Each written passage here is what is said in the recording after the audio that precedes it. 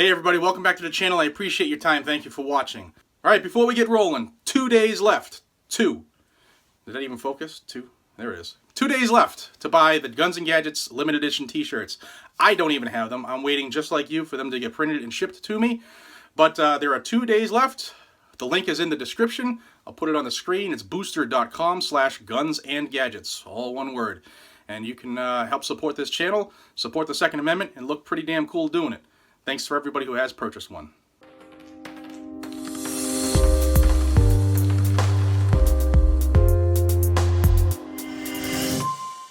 The state of Connecticut. It's what I consider a slave state, like the other states that just don't like freedoms, more specifically firearms, the Second Amendment. Well, they're facing a $1.7 billion shortfall for the budget. And how are they going to try to fix that? By eliminating waste? Nope. By cutting big-time payroll, government suck-up jobs? Nope. They're going to balance the budget on the backs of you, the gun owners, among other things. But listen to what they plan on doing.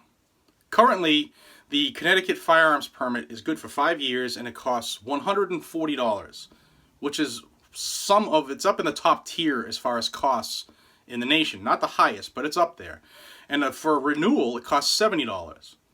Well, the governor, Governor Malloy, who's anti-gun, is trying to make you, the gun owners, you, the citizens, pay more. He's shifting some money or some of the burden to the local municipalities, which is going to cost more for homeowners because your property tax is going to skyrocket. But if you own firearms, you have a gun permit, he's going to really hone in on you. The cost of a new firearms permit will go from $140 to $370 under his current budget proposal, and then renewals will go from $70 to $300. Now, one of the reasons he says that this needs to happen is because the incurred costs would help pay for background checks. No, see, the problem is that the majority of the people watching this have not been in law enforcement, and that's fine. But a majority of the anti-gun people are not law enforcement, have never been law enforcement, don't know the first thing about the Constitution because they haven't even read it, let alone held a gun before or even gone to shoot one. So they really just don't know what they're talking about, and then the sheep feed off of it, and they're like, yeah, tell me more. I love it. You sound awesome. But you're wrong. A background check is just a mere submission of a form to the FBI. That's it. It costs frickin' nothing to do.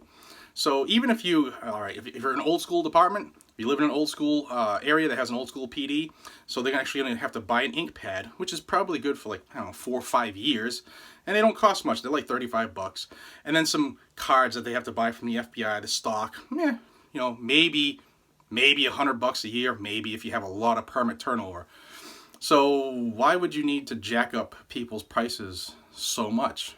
Because the cost, I just explained the cost. All right, maybe you have a higher speed PD, like my old PD, the last one I worked for before I retired, we had an APHIS system, piece of glass, it would scan the fingerprint, you'd hold it on, it would scan it, it would submit it electronically to state police, FBI, to wherever we needed to go, and we'd get a response back electronically if we had a hit on whatever it was, the background check, failure, wanted criminal, whatever it was. So yeah, that's it. That machine costs a lot of money. But they're not dependent, you don't purchase those items dependent on fees to pay for it. They're in the line item budget. It's ridiculous. So if you don't know about budgets, you don't know about costs, the real cost of doing background checks, the real costs of submitting a form to the FBI, which is a click of a button. Boom. Doesn't cost much to do that. The computer, you might say, well, they got to buy all that stuff. Computers already there. They already have them. They didn't buy these computers just to do background checks for firearms permits. The internet service is already there. They didn't buy that just for these background checks. So you're getting a load of baloney, and people are eating it up like it's gone out of style. Fried baloney. Nom nom.